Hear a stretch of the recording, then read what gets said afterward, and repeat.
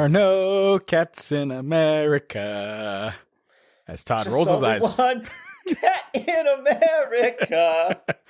Yeah, welcome to The End Is. Sigh. Is that good? All right, in tune. That is Todd just singing out his little heart. Yes, I'm Todd, and that was Nate. Or did you say your name and then I was singing already, or no? No, I did not say my name. I am Nate. Okay, well, there you have it, guys. What a rocky start, but you know what?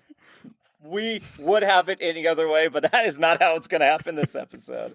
Yeah, welcome to the End of Sigh, the podcast where we do what?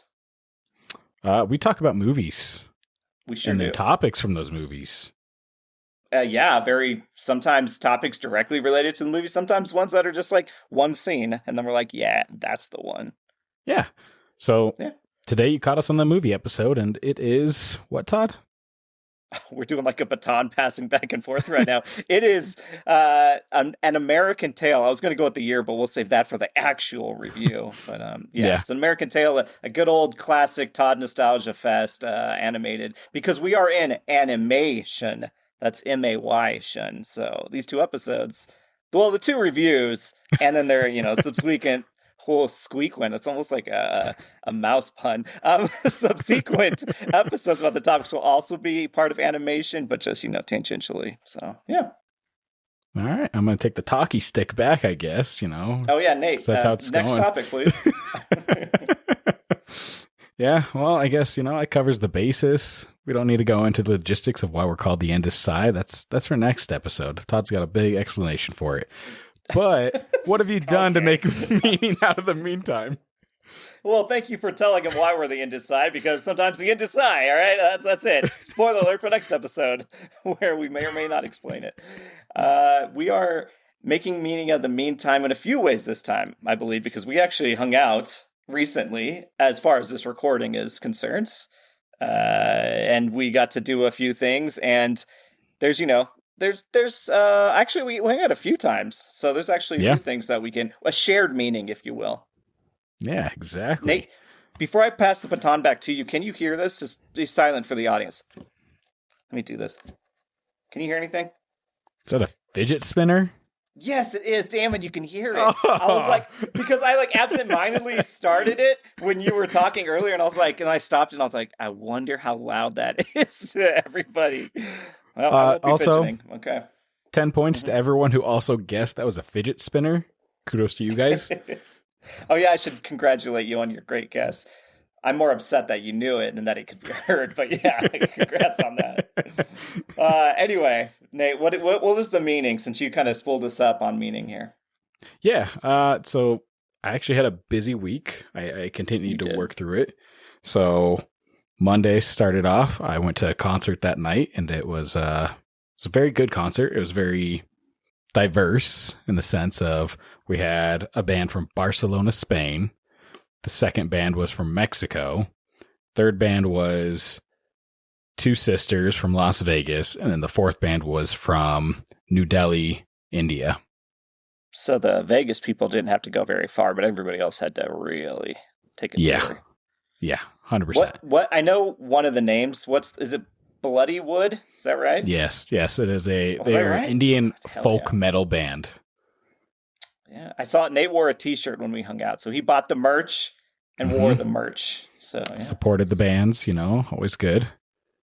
Did you buy shirts from the other three? I bought it from one of the others. Oh wow, so two of them you hate. That's how Todd would put it. Not all of us are made of money, okay? Yeah, look at my green skin. I'm turning so green from money. In America. No. We supported them by going, okay? Doesn't that count for anything? That does count. That counts for a lot. All right. And now you're telling people about them. So. Yeah, we won't go into the details too much about the concert, but it was great. Next night, went down to Denver again for a improv show, which was the Dropout Community. Yeah, and we've recommended them before on this podcast, and it was, I think without hyperbole, it was one of the best live shows I've seen. I laughed through the whole goddamn thing. It's weird because the best way for me to describe it was a drunken blackout night that was so great because there was so much going on. As time goes, you're like, oh yeah, that also happened that night. It was part of the improv show. There was just so much like laughing and comedy. Just everything was fantastic about it. But yeah, I mean, it was a good group of the Dropouters. Everybody on there is, great at different things and stuff. But I think it was just they had a really good collection of people that bounced off of each other well. And again, like there's comedy shows where I get inside my own head about 75% of the way in where I go, I'm smiling still, or I'm laughing, or is this still as funny and the energy as when I started? Am I just laughing to kind of because I'm at a comedy show? Whereas this, I had that moment of like, am I? And I was like, oh no, I'm going to be in my own head and I'm going to stop laughing. I did not stop laughing. And the people we went with were also laughing. I mean, it was just, we had really good seats. I think that helps too, but we were also it was just a good time. So yeah, it was worth going to. If they come back through, we'll definitely try again. But if anybody sees Dropout Improv coming to their city, dude, it's a great set of people. So yeah, I think what makes the improv so much better in a sense is it's not a routine. It's not stand-up. It's not something you've heard possibly a couple times before, because stand-up comedians, they do have their routine. It's material that they have worked on very hard to make sure it's perfected for an entire show, where the improv is just, it's always changing. It's never the same show, and they do a great job of just keeping you intrigued and laughing. Yeah. And Nate, what was the worst part of that show? So the worst part of the show was, it wasn't the entire show. There was just select parts for me, was the audience. Yep. It's always the audience. The audience, it's one of those where it's like they want to all of a sudden become the show. They want to be the center of attention when they're introduced or they're talked to or whatever it is. And it's hard to get by that. And to the people that were up there, they do a great job with the crowd work and everything. Just keeping the show on pace and not getting sidetracked by the people that's trying to steal the show. Yeah, it's almost like the opposite of the bystander effect, where everybody's like, I've got to make sure I'm known. Everybody know I was here at this, and I said that thing. I want them to go home and say, remember when that audience member made that funny suggestion for a prompt that they could use? Like, no one's ever doing that. It's like recording a concert, and you're not going to rewatch it. You're not going to go talk about the audience's great suggestion. Like, it's stupid. I think the thing that helped with that a little bit too, probably, was there was no cameras, no video allowed. Yep. Just so that way everything was shut out and it was just the show. Yeah, and then you can't ruin anything for later on. You can't be like, well, this is who's going to especially be there for the group. Because I think it probably, every now and then, the people change out depending on schedules. But like, you can't then influence future shows anyway, audience-wise or whatever. If they know they need to come up with these certain suggestions, then you get more people that want to pull out some bullshit that they had planned that we ran into. So... yeah, but otherwise, no. Obviously, our nitpicks aside, I brought it up, but it was a really good show. And then, Nate, what else did you do since you had a packed week? I also went to the Avs' final game that week, and it was a game that did not matter because the team we were playing had no chance of getting in the playoffs, and the Avs have already clinched the number one spot by winning the Presidential Cup. And we mentioned in a previous episode that I was not the issue with seeing teams that lose, because you went to one without me and they still lost. This time, though, they won. So we don't know what it is now. Is it a combination of us two together? It can't be, because I wasn't there. Yeah, I don't know what it is. Maybe there's nothing magical and it's all coincidence. What? Imagine that. That's fair. Superstitions, they're out. Hey, that's not mine. That's your out. He's got it out. We'll need to find an in. We'll find an in this week. That's how Todd's going to get ins and outs from me from now on. He's like, okay, that's his out. Okay, we'll get an in somewhere for him. Get my ins and outs with you. Todd, phrasing. All right. We're still doing phrasing on this podcast. Anything else you want to add that you made meaning out of the meantime?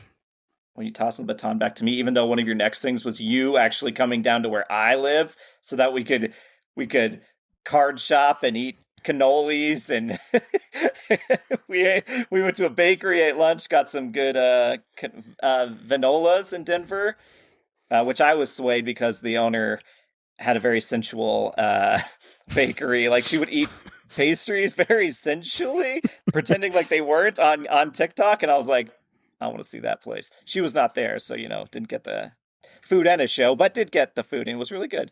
But then we went to some nerdy card shops and comic things to go look at some Magic cards, baby. So Yep. we have taken a dive into the wonderful world of Magic the Gathering. So if you didn't think we'd get nerdier, it's here.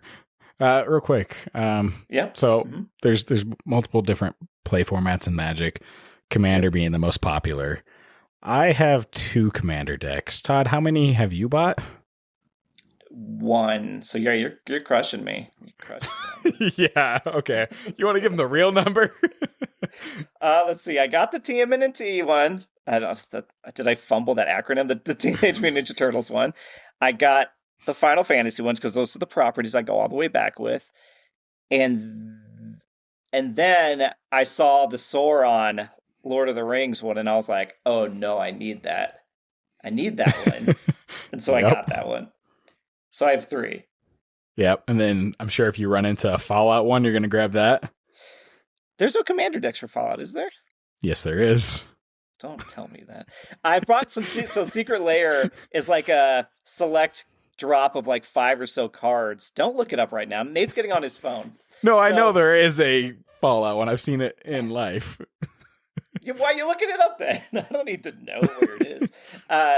But I picked up some Fallout ones from that because I just really like the arts on Magic cards and just like the looking through the deck of the Sauron of like all the evil stuff. It's just cool because you're like, I know this from reading the books and then seeing the movies and seeing the different art style of it. It's just, they're really detailed and kind of seeing like what their power is and stuff. It's just fun. Like it's like a game within a game, right? And you're also, it's like collecting, but able to play with your collectibles and rather than just sit on the shelf. So so now it's Union Arena and Magic, and I've got multiple, quote unquote command decks for Union, but now I've got a few Magics and then some like one-off cards that are really good. So all right, there you go. Judge us. The deep dive. Nate beat me, and then he went and beat other people at a mini tournament. So, Nate's doing better than me. So I played once with Nate as we were noobs looking at our cards, and then he goes and wins against people that play for. I don't know if they're just really shitty or if he's good. So, I guess if they listen. You guys fucking suck. You better tell me you suck, right? Right to the end of Science in all the comments. Say, yes, we suck, and we let Nate have that victory. That'll make me feel good, and then I'll read it out. That would be terrible. No, but I mean, that was my meaning was your meaning. I mean, I have a couple updates.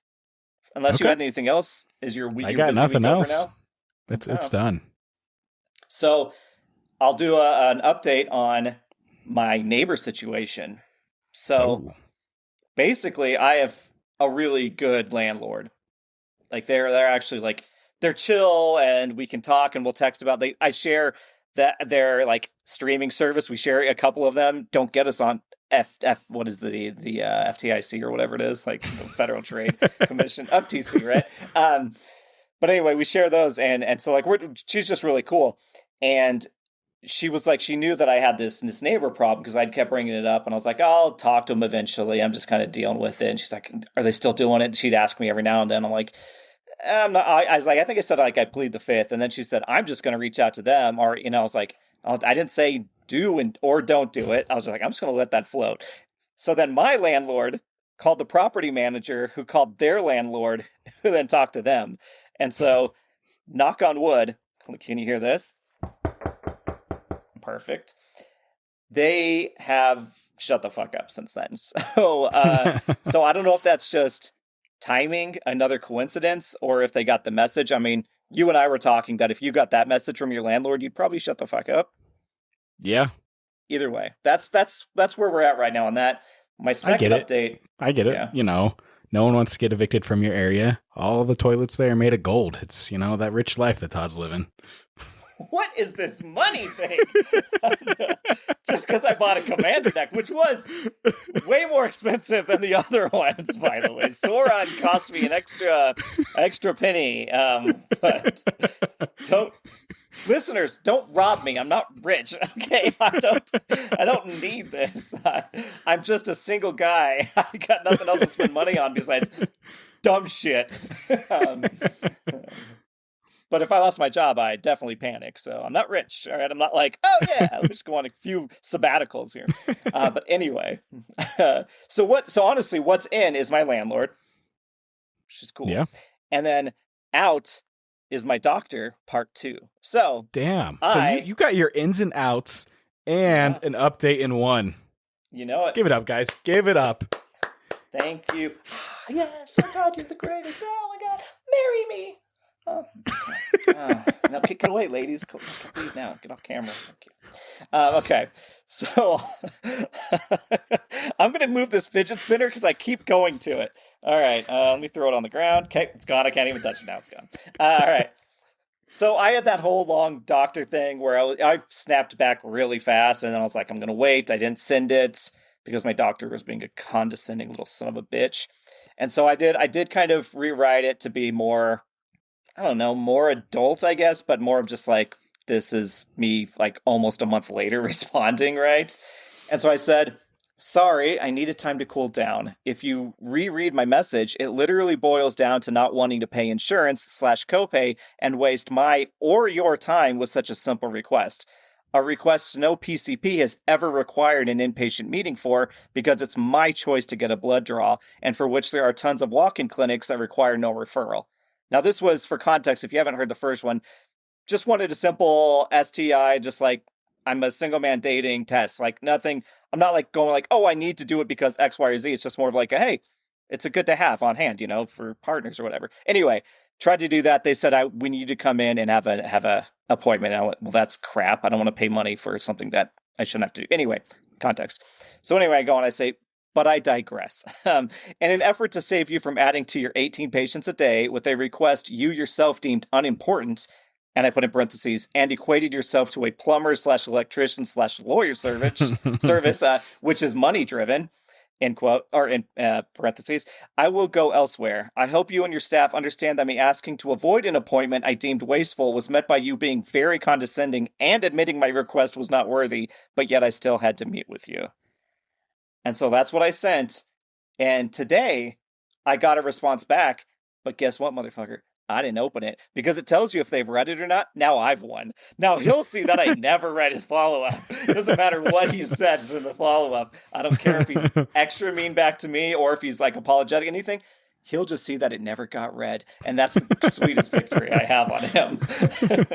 So there. He just lies in his bed every night. Going to his wife, honey, he hasn't opened the message yet. I have his address. Do I need to go to his house? Wiping his tears with his $100 bills. Oh, I'll only have 18 patients, not 19. Oh. Anywho, so that's my ins and outs, man. I'm that you're all up to date on Todd's TBDs. Awesome. I like it. You mash the ins and outs together.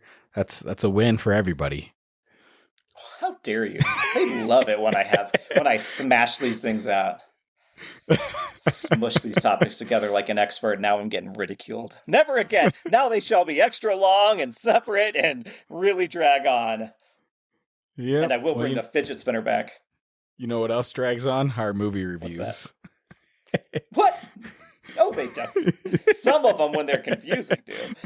Yeah. I will say, to the audience, that we were like talking shit about a review of Your Name a lot.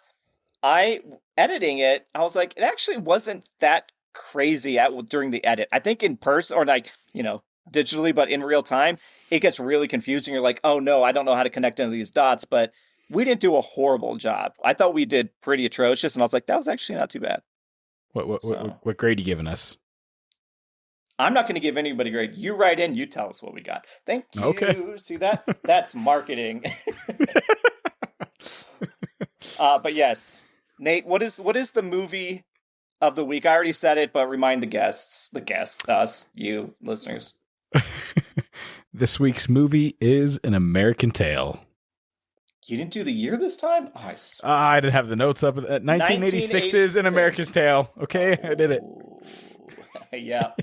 Yeah, that's the movie. So spoilers abound if you haven't seen this movie from a long time ago. This children's movie with some dark themes and really, I mean, before I even get into like the synopsis and spoilers, like I really love the animation style. This is very, I don't know, it's just classic, almost like Disney, like just this vein of The Secret of Nymph and stuff like that. All these old school movies that have this very like pre-rendered, almost like background where you can see it's drawn in and it's just kind of sit there and the stuff in front of it kind of moves around and stuff. I don't know. It's just very, again, nostalgia is going to be overused, but I really loved going back and seeing this. And I used to watch this a lot growing up. What is your experience with this movie now?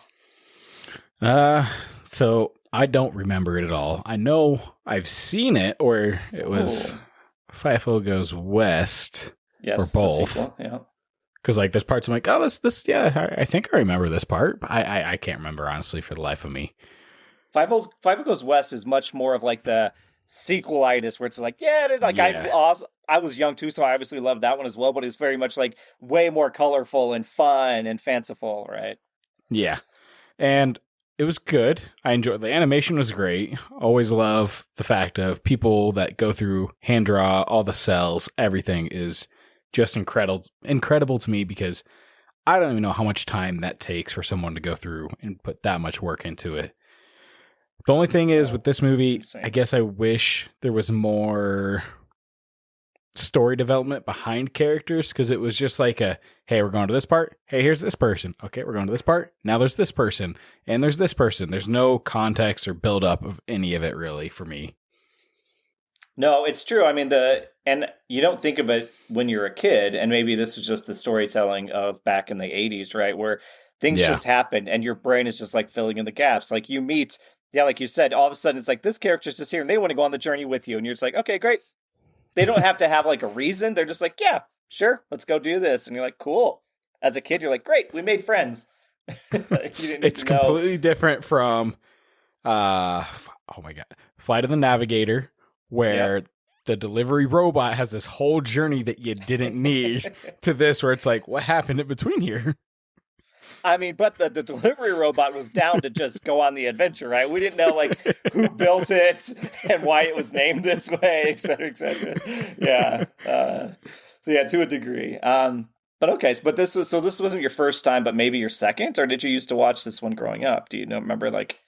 This one wasn't on rotation for me. Yeah. I feel like it was more like Oliver and Company. Okay. I did like Oliver and Company as well. Okay, well, that is not the movie we're talking about. So, the synopsis for An American Tail, spelled Tail, obviously, because it's about a mouse, is set in the late 19th century. The story follows the Mousekowitzes, a family of Russian Jewish mice immigrating from the Russian Empire to the United States for freedom. Typical kids movie plot. Fievel, the youngest of the Mousekowitz family, gets lost and must find a way to reunite with them. Pretty simple plots. It is baked in historical, like, horribleness. Yes. And it's very, I do love the analogy that they use through the whole thing of kind of the mouses as the immigrants going through the same kind of stories and beats as like real immigrants did, like human immigrants, I should say, going through this. But anyway, directed by Don Bluth, who also did like the Dragon Slayer video games, The Land Before Time, All Dogs Go to Heaven.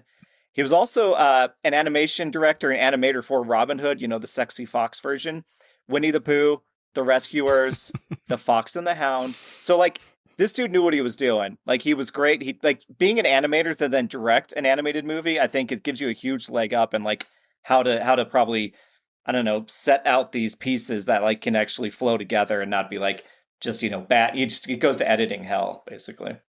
So sexy fox, huh? Yep. Well, everybody calls him the sexy fox and the Robin Hood stuff. I don't ever call him. I just knew that's what people call him. You just did. No, I know, but I'm saying they do. I'm giving them context for which one it is. This isn't the Kevin Costner one. This is sexy fox. You could just say the animated one.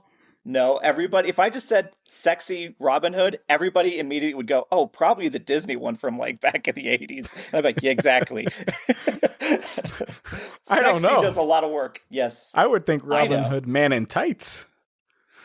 No one's calling that one sexy. That's funny. You said a funny one, maybe. But anywho, we digress again. Dr. Nate. It was written by Judy Freudberg, Tony Geis, and David Kirshner. And they all kind of share the same, I would say, filmography. They worked on the Hocus Pocus 1, like they wrote that one. They did write 2, so obviously it's been many years, so they lost that touch potentially. And maybe they're writing 3. Sesame Street, they also wrote on Land Before Time. So they've all kind of worked in the same vein with the same movie. So I think it shows when a movie comes together, like when you have everybody. So, nice. And then the main cast, you've got Philip Glasser as Fievel, John Finnegan as Warren T. Rat, asterisk, Amy Green as Tanya, Nehemiah Persoff as Papa, Erica Yone as Mama, Pat Musick as Tony, Dom DeLuise, famous as hell, as Tiger, Christopher Plummer himself as Henry LePigeon, and Kathy Ann Bloor as Bridget. So those are basically your main ones that you see in this story. Yeah, watching this, when Tiger comes on, the voice hits, and I'm like, oh my gosh, I've heard this. Oh, What the hell? I couldn't think, and it was Oliver and Company. It was the dog owner. Oh, yeah. I mean, dude, Dom DeLuise is in so much of these classic movies. Like, his voice is instantly recognizable, and it feels, I don't know, not to be cheesy, but like it feels warm and like classic. Like, he is like the rose tinted glass of like, that's a good time. Like, I'm a kid again. That's the voice of somebody that has a lot of animation in his voice. Like, he just brings a lot of energy to the characters. But yeah, into the plot. Nathaniel, should we get into the spoiler territory if we haven't already? Yeah, let's do it. Spoiler alert. So it all starts in 1885 in Russia. So we are in the peak immigration to America stage of life. And the Mouskowitzes are celebrating Hanukkah. Yeah. And we start on like snowflakes and stuff. It's very cozy but cold and warm. I don't know. It's kind of a weird blend there. All I know is at the beginning, Fievel is a rambunctious kid and not listening whatsoever. I don't know how old he is in this, but I think he's supposed to be pretty young, just the way he acts and stuff. Yeah. Because even his sister's like 14 or something. She seems like she's like smart and like maybe she seems like she has a good head on her shoulder and is like thinking even more about stuff than the parents are, which we'll get into. But I don't know. I don't know how old Fievel is supposed to be, but yeah, he's definitely like, he's got the oversized shirt and hat that he gets from Papa, which is key. This guy, Fievel, holds on to this hat like no one's business. It is a magic hat that he keeps holding on to. Oh, 100%. It is a magical hat because there is times in the movie I'm like, what's the physics on this thing, huh? This scene, it's staying through some shit. Other scenes, it's gone all of a sudden. Nate's over here like, I can't believe the mice are losing their hats. I get that they're talking and they're immigrating, but I can't believe this hat is not staying on this guy's head. Yeah, 100%. 100%. Well, besides that, I did like the little touch. And so when we're introducing them in the home, they live inside a mouse hole inside of the Moskowitzes' house. So the Moskowitzes are the humans' house, and so they're the Mouskowitzes that live in the hole. So it's kind of fun that there's like this little society that lives adjacent to humans of the creatures. I just love that. But anyway, inside they have 3 jars on the table, and it's breadcrumbs, and more breadcrumbs. And I was like, I just love like they all have their labels, and it's like, of course they're just eating breadcrumbs. And then this is where you really learn that Papa is really obsessed with America. Man, he has the ideal America in his head that I think everybody had when they were immigrating. And now you're like, ooh, wouldn't that be the America to go back to? That ideal, at least.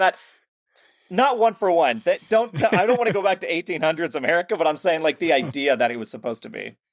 Yeah, no, it's jarring watching the movie now because it's very much, painted America. You know, land of the free, it's going to be great. Dreams come true. And watching it in this day and age, you're like, no, it is far from that. It is not the place it's painted as. No, you'd have who would be ICE enforcement for the mouses? Would it be cats? They would just be a bunch of cats as mice enforcement. Yeah. Papa would bring the family here, and then they'd kick them back into like a prison. You're like, that would be a whole different story. It would just be the depressing as fuck. But anyway, yeah. In the movie, there's that song that I sang at the beginning. There's no cats in America. I guess they love that. That song would be sang elsewhere. Other country. It'd be there are no ice in Switzerland. Yeah, that's true. It would be America. There are no ice in other countries. No. I guess you could be like, there's no ice in Iceland, and then that's a nice play on what? But yeah. Ooh. Oh, I like that. Okay. Well, I mean, I just asked the question, like, who lied to Papa his entire life? Because he's like, I said, like, maybe there are holes in all the walls, because, like, there's holes in all the walls in New York City. Probably. Maybe there's breadcrumbs on every floor. Yeah, probably are breadcrumbs on every floor. And he said, and there are no cats in America. And you're like, who the fuck told you there were no cats in America? Not everybody. And it's not just Papa. Every mouse believes this to be true. Told him it was a rat. Had to. Rat told him, was like, hey, there's no mouse, or there's no cats in America, you should go there. They're like, come on, Five. Papa. And, I mean, so then we're pretty much jarringly taken from that by what they call is the Cossacks, and they were a real group of people back in the day. There's a little fact here. I said in the 19th century, the Cossacks served as a mounted paramilitary police force in all of the various provinces in the vast Russian Empire, covering a territory stretching across Eurasia from what is now modern Poland to the banks of the river Amur that formed the Russian-Chinese border. And the Cossacks started as good forces that were being oppressed and going against the empire. And then as time went on, they started to work for the empire, and a lot of the original Cossacks and the people the leaders were at odds with this, because they used to be heroes and now they're the villains. And boy, isn't that another current events thing. So, but anyway, not to go into the real life too much. Yeah, the Cossacks attack, and they have cats that are with them that are evil and have the big hats on. And Fievel, for being a little shit, he's brave as hell, man. He goes right out there to be like, get out of here. And he's like, he knows they're being attacked by murdering animals.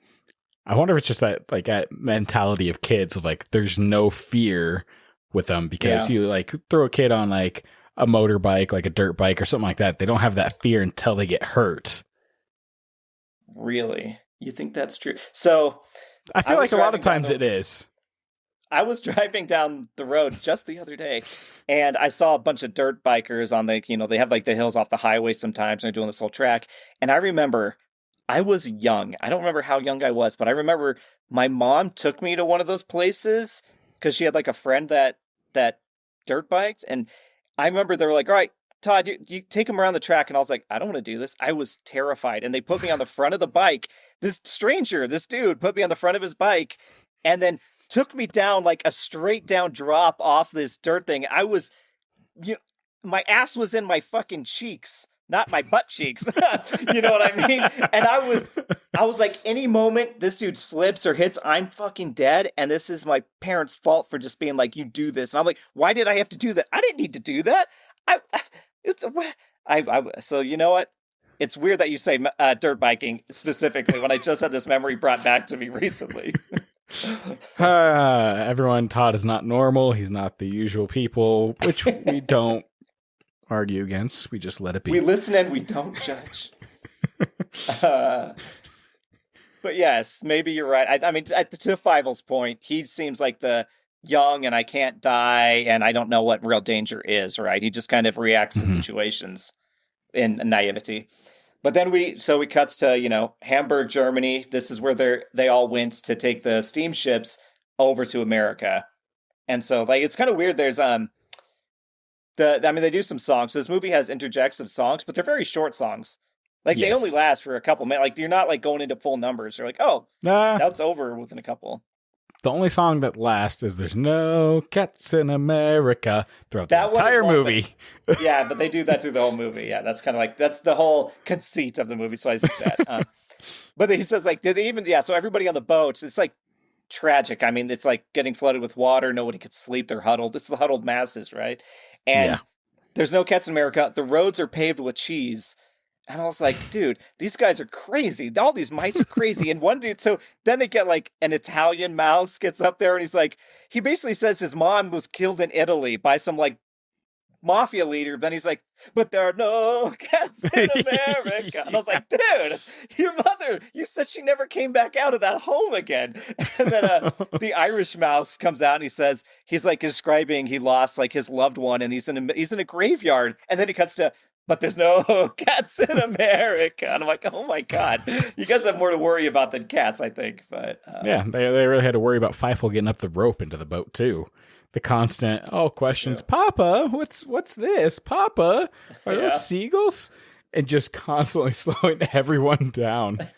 That just sounds like a nightmare and embarrassment. Like, come on, we gotta go, we gotta hurry, come on, let's go. Yeah, I think that's where you just pick them up and carry them. Yeah, the people behind us are stuck here to die in Russia if you don't get them on this boat, man. And the seagulls are just kind of chilling, and I think they also don't think there's cats in America. I don't know. The seagulls are like Port Authority. It's crazy.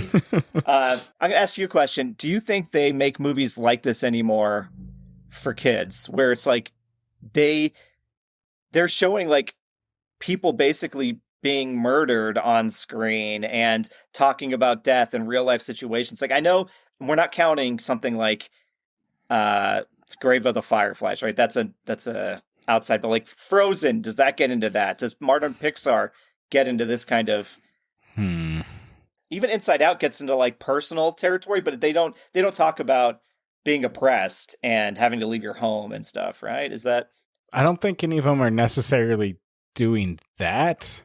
There's one I'd have to go back and watch called Soul, which was from Pixar, and that was kind of dealing with the afterlife and death. But or even Coco, right? Yeah, Coco is another one. I mean, there's still movies that deal with it, but I guess it's not.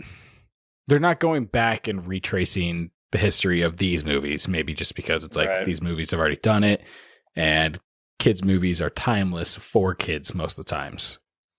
Well, like even mentioned Land Before Time, that is tragedy right off the bat. That's like, it's always parental death. Somehow, spoiler alert, Papa doesn't go kaput in this. He's perfectly fine. So you don't lose any parents in this, even though this movie is flooded.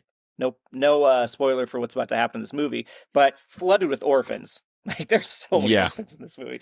But okay, anyway, so we get to a thunderstorm. And I really liked the personification of the storm as like a sea god. I thought that was really cool and would be terrifying to see as a child. Yeah. So before we even get up to the top of the boat, it's pretty much Feifel is interested in fish. Fish is an unknown to him. He's very intrigued by it all. Was it mackerels? What were they? What kind of fish were they? The fish with gills and a fin. Oh, Jesus. Yeah, you're right. But they did mention it was a specific fish, but I don't know what it was. Yeah. And from there, he also talks about whales and all that. So he's very intrigued. So he decides to make his way up the stairs. And then sure enough, Papa, I have to get my hat. Papa, my hat. It's gotten lost up there, because he decides to chuck it up there. So he's not lying. I was like, you fucking piece of shit. What if that hat just went off the side of the boat immediately? Thank you. See, you're understanding where I'm coming from. Physics of the hat. That's different. Throwing it to the top of stairs doesn't mean it's gone. There are times where the hat should with that wind and that storm. It is to say it didn't get caught on the door, you know. But I will say what was interesting is there's no humans that you see like on top of the ship. Like, they're nowhere to be seen. You would think they're running up and down the stairs. They saw a sea god. They know it's dangerous. They ain't fucking with that shit. Yeah, I think the Poseidon or whatever it was really wanted those immigrants dead. I think that's a dark story because it shows like the cloud above just the boat of the ship, right? It's like it is personally attacking them, like it's punching it and trying to get it to tip over. And then Fievel, of course, gets like, unless it was trying to kill Fievel, right? Because once Fievel gets knocked into the water, apparently they just make it safe and sound. So I think that Poseidon wanted to kill Fievel. Yeah, hear that, kids? If you lie, Poseidon will smite you in the water where you stand or swim. I'm protective of my hats. Don't ever take a hat off and mess with it. That is recipe for bad luck. Okay. Either way, through the whole storm, his hat stays on, no problem. And Papa comes up, tries to save him. Feifel gets thrown off the boat. Yep. And somehow survives after that. We got into a bottle, apparently, and so luckily he got not a ship in a bottle, but a Mouskowitz in a bottle, and floated to Ellis Island. The dude lands at the Statue of Liberty. By God, what a lucky motherfucker. Of all the places he could have floated to, he floated, like a block away from where his family came. So I love, like, through the one of the things about this movie is that Fievel is looking for his family, and they're vice versa, to a degree.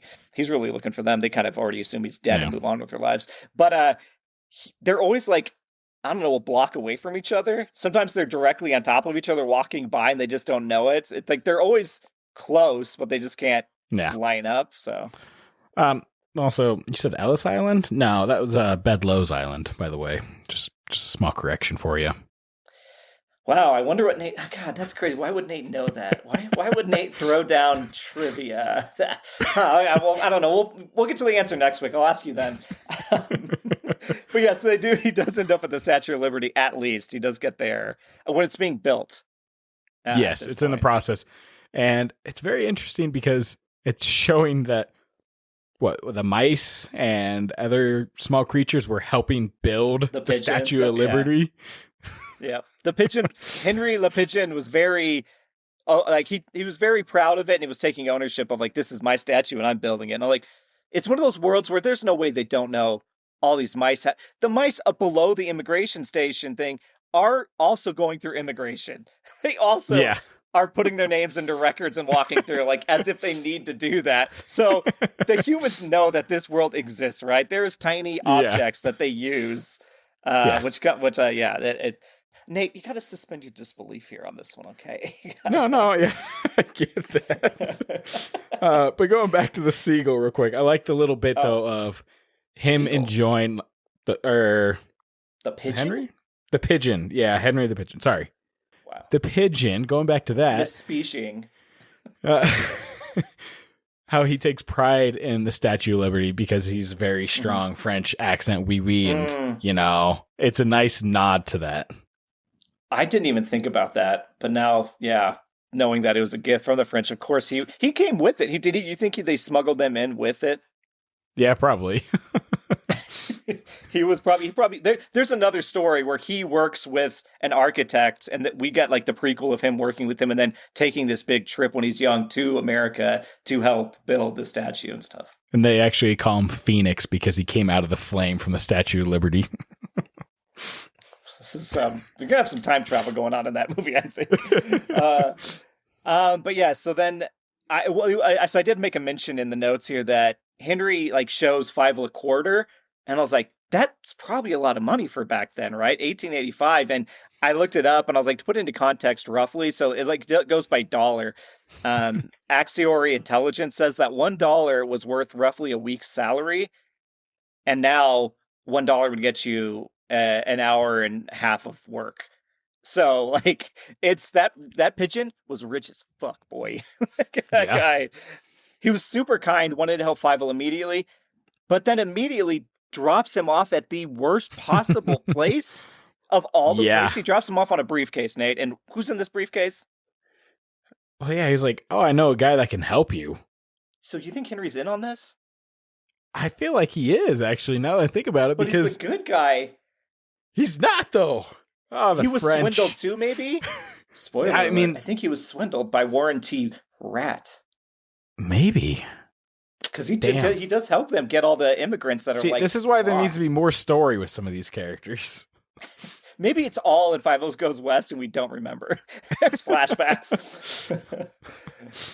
So yeah, it gets dropped off at Warren T. Rat, where pretty much Warren T. Rat's like, I know where your papa is. I can take you to your papa. And then takes him... started then. Yeah, it takes him to a work camp. Yeah, a workshop, a sweatshop, basically. Yeah. It's like a sweatshop, but the mice are also working a sweatshop underneath it, kind of like in that fashion. Yeah, it's pretty much anything that's happening on the human level is happening on the mouse level as well. Yeah. And this is where he drops him off, and he's like, hey, here's your next worker, and he just gets cuts from all the workers that he brings them. Yeah, he's got a good little system going on there. And he has a cockroach as his accountant. Yep. It's very weird. He's got a little guy that works for him, and in my head I was like, oh, the cockroach turns out to be a good guy. Nope, he's just not a good guy. He's just works wants for the dude money the whole time. Just wants to count the money. Just wants the money. Yeah, and he also like deals with electricity. He always has electricity going, and I'm not quite sure why. He's not a firefly, but he always has like zaps between his like antennae and stuff. And I'm always like, I guess that's just for flair. I'm not sure. It's gotta be. It brought up a whole manufacturing thing with me because in this scene, Warranty Rat, like, he has the cockroach in his breast pockets. The cockroach comes out, and then the cockroach even pulls out, like, you've got this card. He pulls out, like, an ace of hearts or whatever playing card. That's smaller than the cockroach. And I'm like, who manufactured the tiny deck of cards? Like, there's a whole nother manufacturing system going on for just mouse and cockroach size, like, pieces of things. And I was like, they're not just using the human stuff. There's a whole system going on here. Todd, remember what I said just a few minutes ago? Everything happening on the human level is happening on the mouse level. Even at a manufacturing level? Yes. A little factory somewhere? Okay. I'll buy it. So then, but this is where he meets Tony. Yep. Tony, the cool rat, the cool New York rat, right? He's got the swoop of hair and everything. He's the real accent, the hot mouse. Yeah. Yeah. The real New Yorker accent of just, hey, come with Tony, eh? Yep. The cool guy. And they kind of work one day and everybody's like sleeping. And then, man, it's easy as hell to break out of this place. But I was like, I don't want to be here anymore. And they're like, okay. And they just climb down the window and they're gone. Like, I was like, are they being held against their will? Because the big rat that brings them in seems to be doing that. But then I think they do it just because there's no money. And that's like the system that people are actually put into in the world, where they keep the sweatshop job and stuff, because that at least gives them some form of money. And it gets like, it's why this movie has like another layer if you think about why they're doing certain things in the movie, is because it does mimic, like you said, even outside of like the mouse to human, it's the human to real world analogy in this movie. You think it's like some people, how they're like, oh, if I go to prison, I get 3 meals a day, I have a roof over my head. Yeah.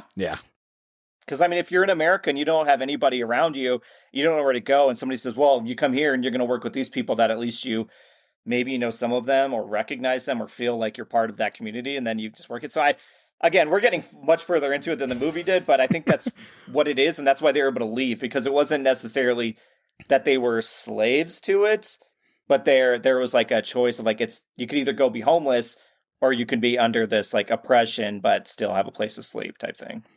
You wonder how much in the writer's room they talk about all these like problems, real world problems that they're having. And they're like, well, we can't include everything in the movie, but they still probably talk about a bunch in those. Oh, absolutely, dude. Everything's informed. Like even the smallest things, sometimes you're like, well, that was probably a whole, few hour conversation they had. And they said, well, let's just make a line. Let's make a throwaway line that at least grabs some attention to that. But yeah.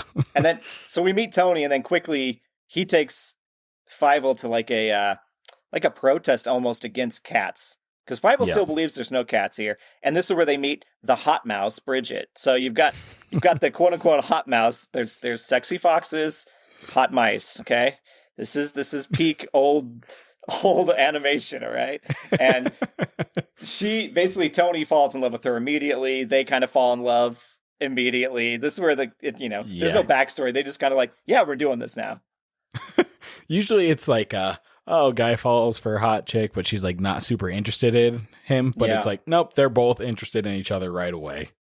Absolutely. If this was another movie, she'd be like, Tony, you're from like the slums. Like, she wouldn't care for him. But no, she's just like, oh yeah, you're hot too. It's like, it would be a straight Romeo and Juliet side story, but it's like, no, basically, you're a mouse, I'm a mouse, let's fuck. Yeah, you're not wrong. And so this is happening. This is when he learns that cats are real, because they basically run through this area, and because the cats are the C word. Okay, it's not the see you next Tuesday word, but they are the C word, where you're not supposed to say it out loud. Everybody gets scared, and Fievel finds out it's real. And I wrote down like subsequently, or what is it, like parallel to this scene, I should say, is the sister, Tanya, is like, Papa, Mama, I think Fievel's alive. Like, I think I can feel it. And they're like, and the mom's like, no, it'll pass.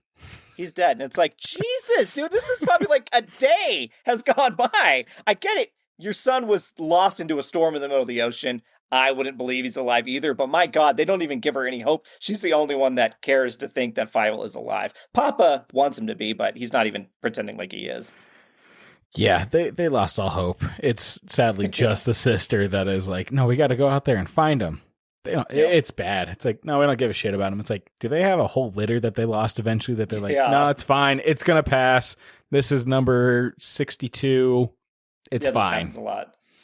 Fievel is number 5 of just the Fievel line. There was F, there was Phi, there was Phi, there was Fov, and there's Fovel. I think I missed a couple letters in there, but... and then do you want me to take them to the next place there, Nate? Because I know they go to basically a town hall.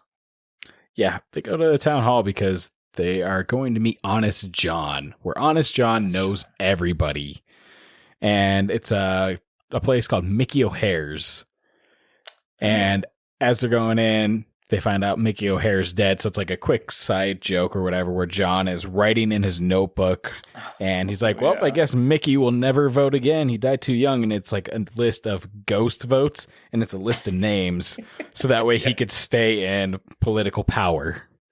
Yeah. Honest John is not honest. And it reminded me of Tammany Hall, which is, they feature that in a few movies, and Gangs in New York. I got huge vibes of that. And I was like, I think Scorsese, I think he watched this and was like, I know the movie I'm making here, because you've got cats versus rats versus the downtown mice versus the uptown mice. You've got the posh community. You've got the corrupt politician, and then you've got the constable that's there. Everybody's like, if you watch Gangs in New York now, you'll see a scene where you go, oh shit, that's what Todd's talking about. These are all the mice in that situation in this hall of corruption. And it's just like, I just thought that was really fun. Like, I was like, oh, I've seen this story before. Yeah. And then on top of it, John is a drunk. Yeah, he is a drunk. Constantly drinking the bottle. Scotch. I would think it's like that sake from Your Name. Chewed up rice. Bridget chewing up the rice for him. Guys, if you don't know that reference, go listen to the sad episode called Your Name. Yeah, and then, there's like the posh mouse is Gussie, and anyway, she kind of like starts to play a part in this movie, but we leave for now as we kind of dive back into Fievel and then Papa and them kind of looking for each other a little bit. And they're like, Tony and them, there's one point literally walk over like a piece of trash when Papa and them are walking underneath, and it's like, how do you not hear each other? But I think Papa kind of gives like is that his voice? And then they move along and you're always like, oh, I think as a kid, that's tragic to see. As an adult, you're like, well, that's frustrating. But this is where we get one of the most famous things about this movie. I went right back to my childhood when I heard this song, because this is Somewhere Out There. And this is, somewhere out there, below the pale moonlight. That song, it's very famous, and I'll talk about that in the fun facts afterwards, but it's Tanya the sister and Fievel singing to the same moon, like at nighttime, and it's just, this is like the midpoint, and I don't know, I don't know why this is probably one of my most played scenes of the movie, but I probably just really liked the song as well, and it's a really nice, cute kind of like scene that's not, it's removed from the wacky hijinks and the hat disappearing tricks and all that stuff. So yeah, it's one of those two. I enjoyed the singing from Fievel in this because it was just the raw talent, because there's points where you're like, well, that's not the best tone there for that part of the song or whatever, but it's him singing it in the moment and no auto-tune or anything like that. Yeah, it feels very, for an animated movie in the 80s, it feels very grounded in terms of that. But you know what? I'll just do the fun fact now since we're talking about it. So it's actually a song that was written and performed, like, and at the end of the movie, this song plays again, but by the real artist, and it's Linda fucking Ronstadt. Like, she and James Ingram did the soundtrack. It's Linda Ronstadt. That's crazy. And this song reached number 8 in the United Kingdom, number 6 in Ireland, and number 2 in both the United States and Canada.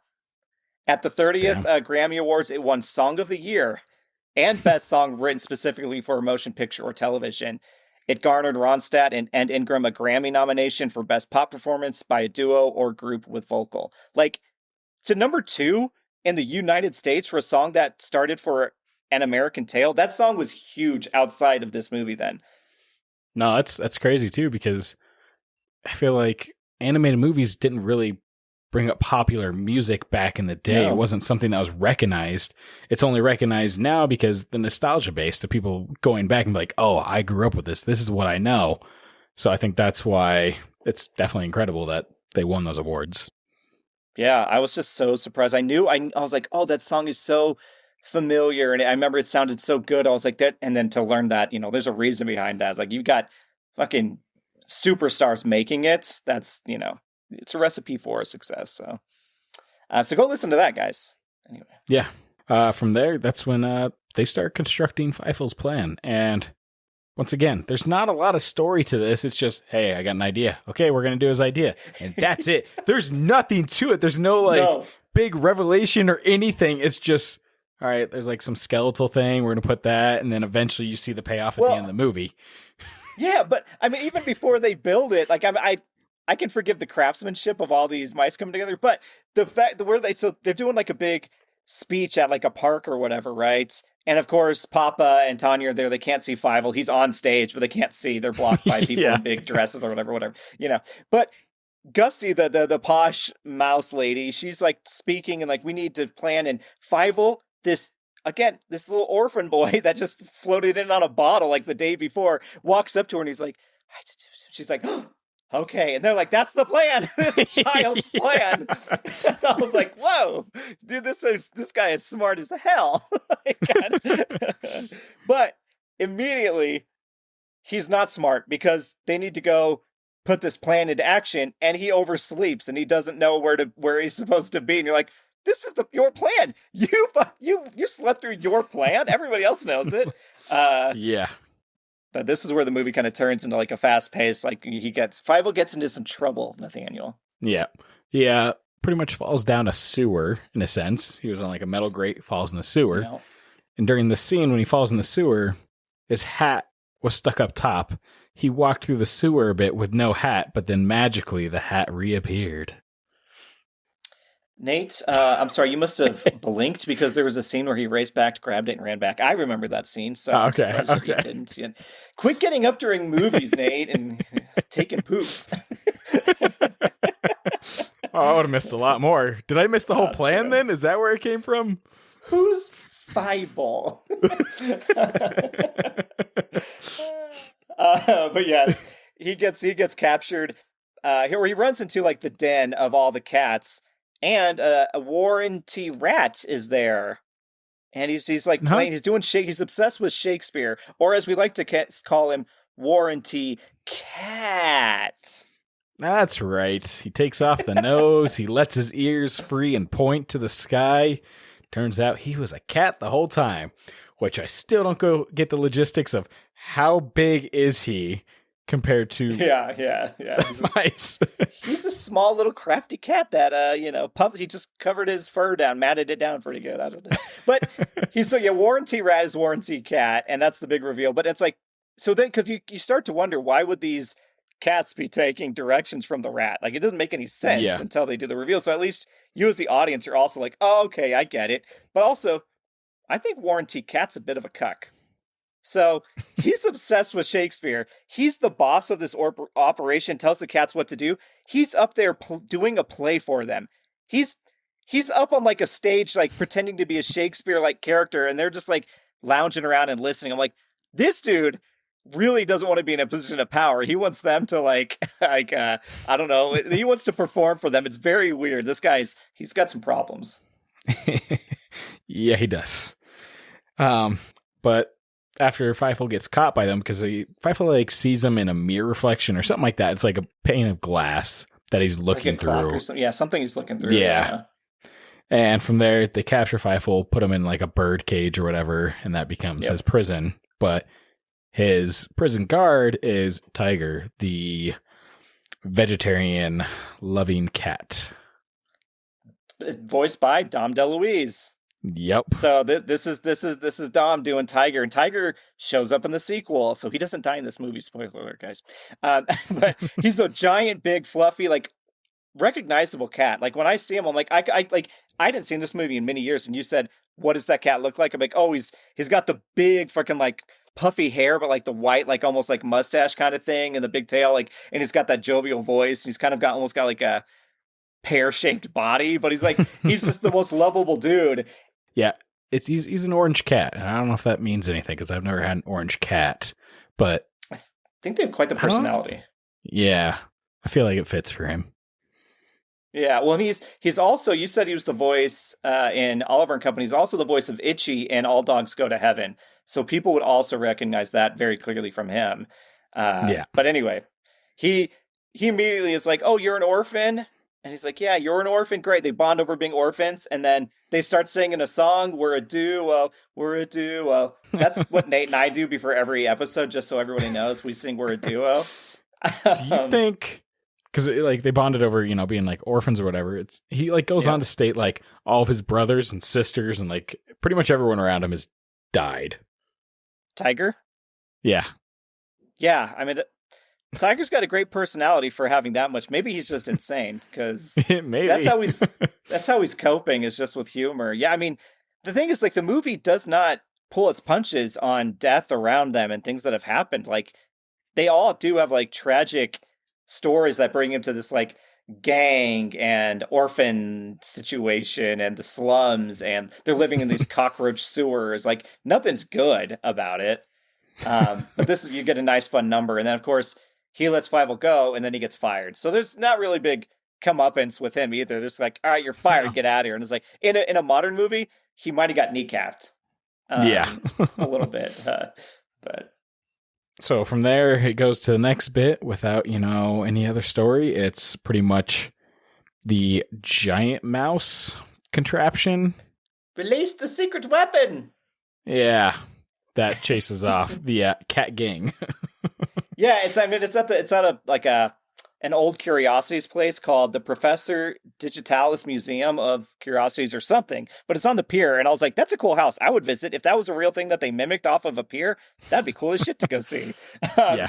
But yeah, this is where, like you mentioned earlier, this is where they build the Great Mouse of Minsk, which is a story that Papa tells during the Hanukkah celebration at the very first scene of the movie, right? And you're like, oh, this is Fievel's plan because he learned that. So there's some through line of like callbacks to the first, which was, it's cool to learn, and it is like a big effort from all the mice. Like, okay, what we're going to do is you're going to get back here. We're going to chase the goddamn cats out of here because they're going to think there's a giant goddamn rat or something that's going to kill them if they don't.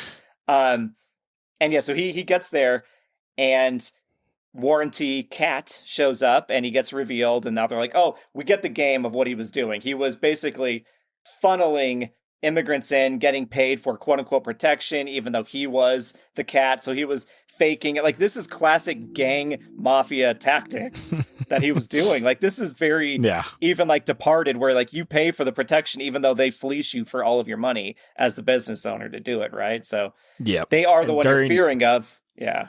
Yeah. During the whole process of him getting revealed, they have the false alarm of release the secret weapon. Release the secret and there's weapon. A whole spiel of like, all right, they're trying to cut the rope or whatever and get out the blocks from under the wheel so it'd start rolling out. But then it was like, oh, false alarm, stop it. So then they had to go through, work on trying to stop it. And then, of course, after they get it stopped, they're like, okay, now release it. And it's back to the whole, oh, shit, we got to go back through and release it now. Yeah, that poor mouse that was like doing all the coordination. He's like, he stopped it, man. That dude was a G. Yeah, he was good. He stopped it, and then you just had those three mice on the freaking kazoo going around. It's like the people in like art, like real old armies, so they carry the flags and just get shot because they couldn't do anything but stand there like idiots. Yeah. The color guard or whatever the fuck they were. Yeah. So what happens? The rat chases the cats to what? At the end of the pier, where they all kind of just jump into the water. And then from there, it's all timing because the boat is leaving to Hong Kong. So they're trying to scare him into the pier to get onto the boat, where they get pulled up on an anchor. So the plan goes successfully after all the mishaps. Yeah, it goes successfully, but then No good deed goes unpunished.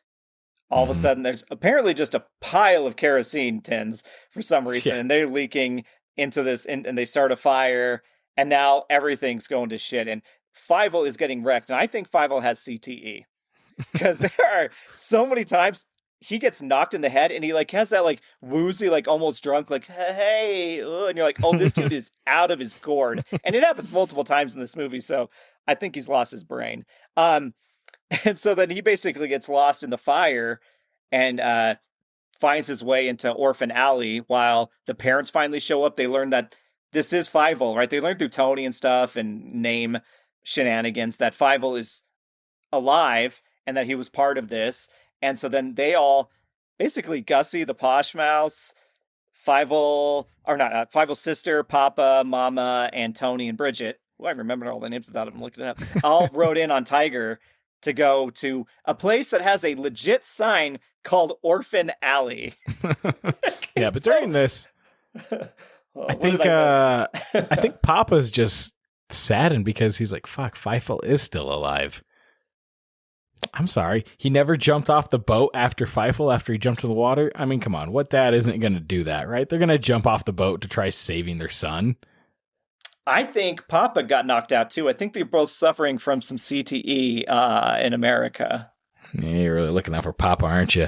You hear Fievel's voice as they're searching through the city and just writes it off of that he's insane and didn't hear his voice, but it's like, no, I'm not going to look for him. I mean, okay, maybe he should have jumped in the water to help him. But if you were out in a major storm in the middle of the ocean, you don't know where you are. You're not from there. You don't even know if New York's even close by. Your kid goes into the ocean, days pass, and then you get to a whole new country. Are you thinking your son's just in that city with you? Or are you thinking there ain't no freaking way this is happening? Okay, but they're at a rally and, the sister can't see. The Papa's not going to... The Papa, Papa's not going to put the daughter on his shoulder so she could see at least. I think she could see every now and then, but it was like, because they kept jumping back and it was like, oh, I can't see again. She's in the way. Like this lady in front kept moving in at the wrong time. Classic animated shenanigans, Nate. Classic. All right, carry on. Papa's a good guy, I guess. Papa. Fievel.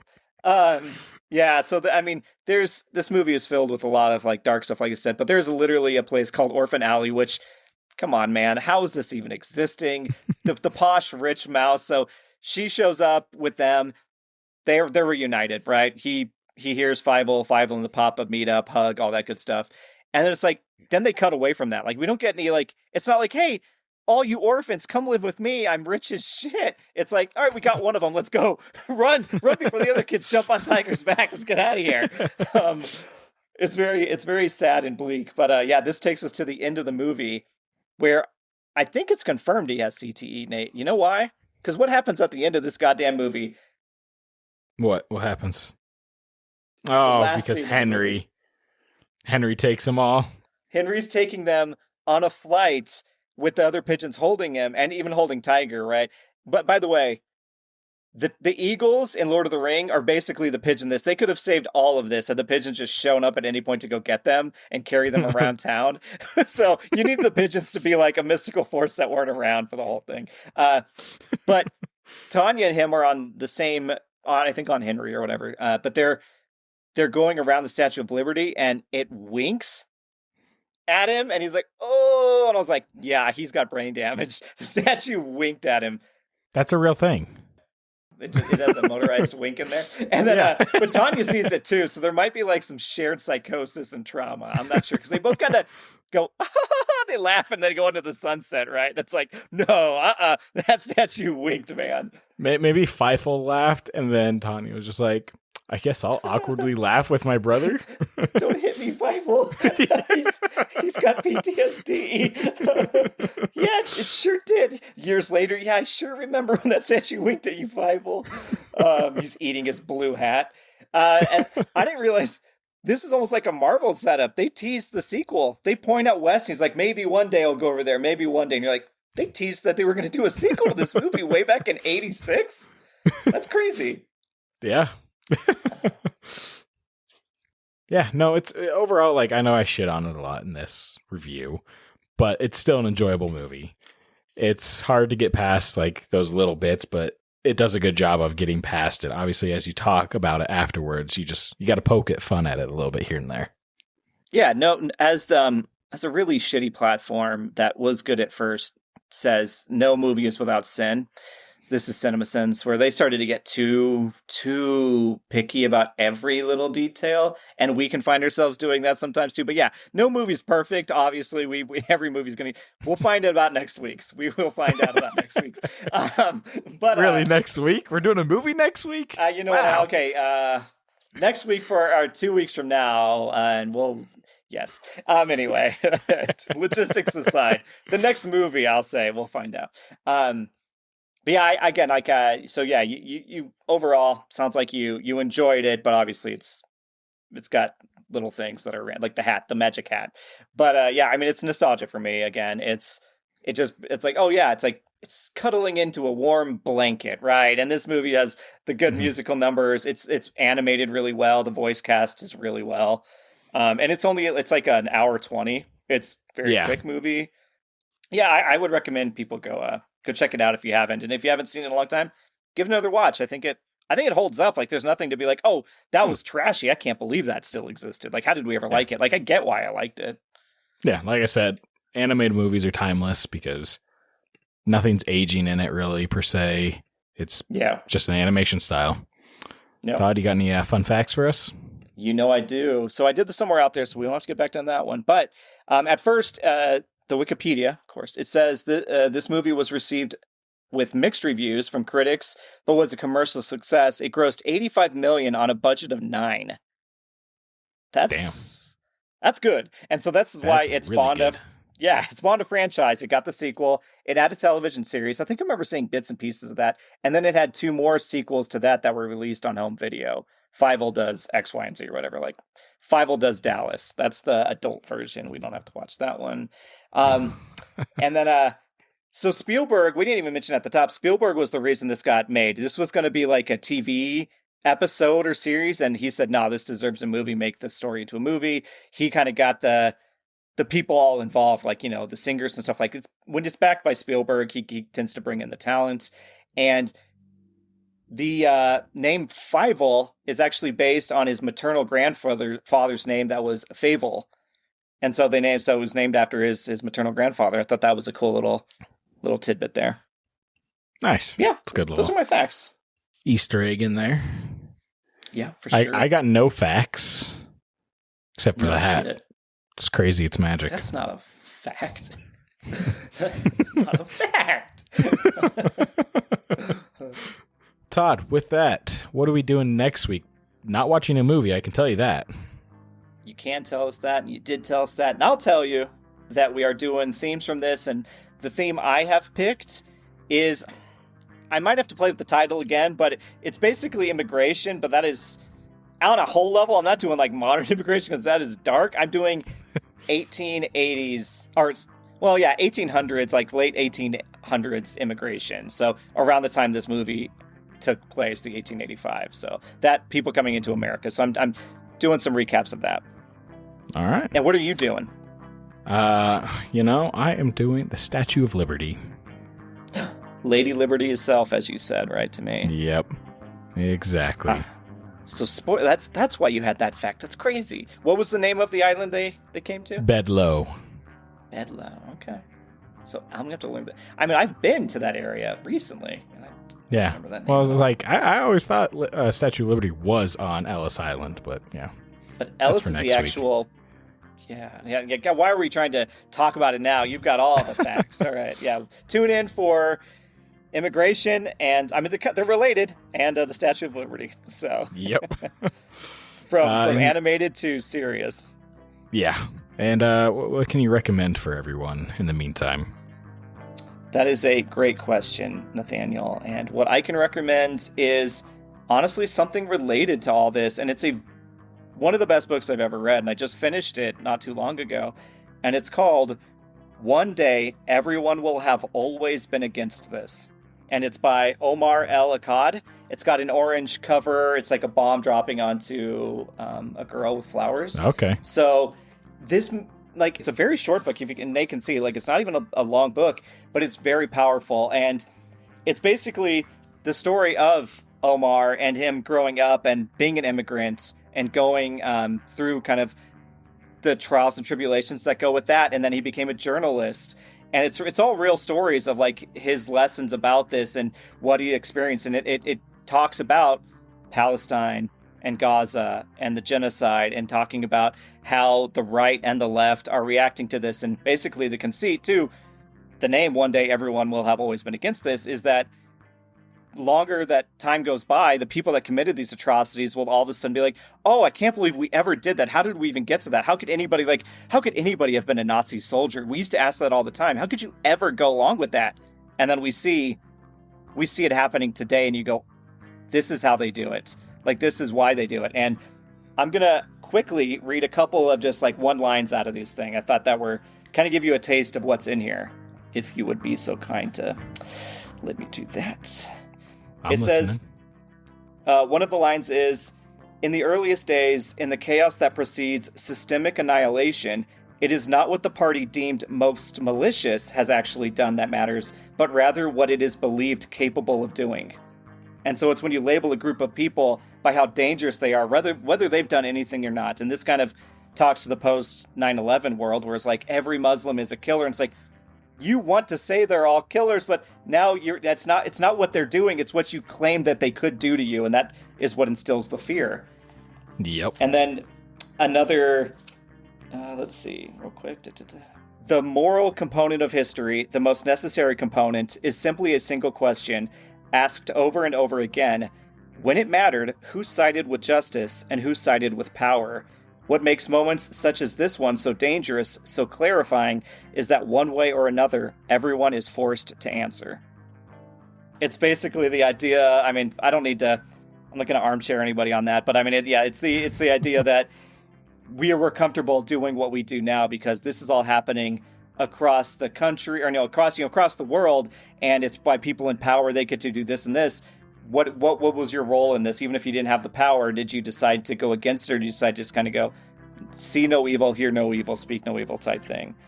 And then one quick line that stuck out with me really heavily was, what is the statute of limitations on resentment, on rage, on revenge? And this was him talking about basically prisoners in Guantanamo Bay, and they're like, a lot of these people were innocent, just got rounded up, and then once they're in there for so long, can you at a certain point say, you could only be mad at us for the first 10, because obviously these people that have been here for 30 years, you've taken decades away from them, you've created the hate that you claimed that they had, that they may never have even had. It's such a good book. I recommend to everybody. I recommend Nate reads it, to be honest. I'll put him on the spot, but I'm about to start Dungeon Crawler Carl, so I'm going to go to a very much different tone of book. But so I'll check in with you guys on that. But anyway, that's my recommendation. Nate, what do you got for us? I should have gone first.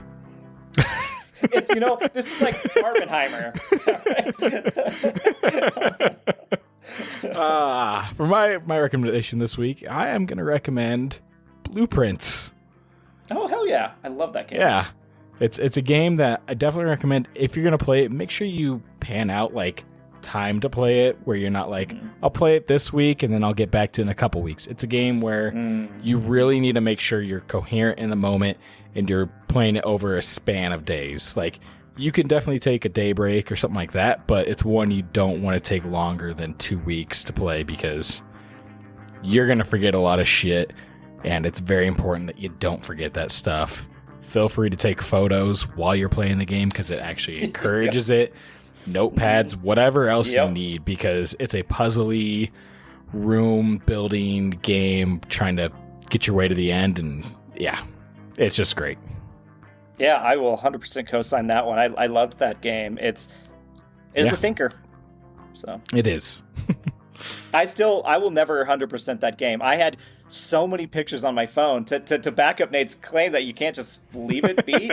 I had so many, and there's a point in the game where you can potentially take a test about everything you've learned in the game, and it is so goddamn in-depth It's like doing a thesis for college, dude. It is so crazy how much you have to pay attention to things that were on walls of certain rooms that you may only see one out of every 30 playthroughs. Like, it's crazy. Yeah. Yeah. Anyway, well, great recommendation, Nate. Where can they find us? They can find us on just about any social media platform: Facebook, Instagram, YouTube. You can email us at theindesign@gmail.com if you wouldn't mind rating, reviewing us.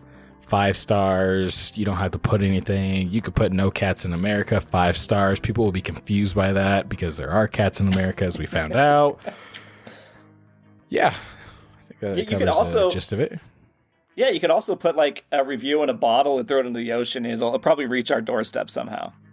How awesome would that be if, like, one day you just threw out a bottle into the ocean and randomly somehow it got back to us? The longest con. Somebody's going to make this happen. We have such dedicated listeners. Somebody's going to do it. Oh, shit. Yeah, that's about it. Right on. Well, take us out, Nate. Let me hear this American Tail. Oh, boy. Name? Brovolodi Pavlinsky. Okay, Mr. Smith. Yes, which we'll get into on my topic, whether that stuff actually happened or if that's a big old wives' tale.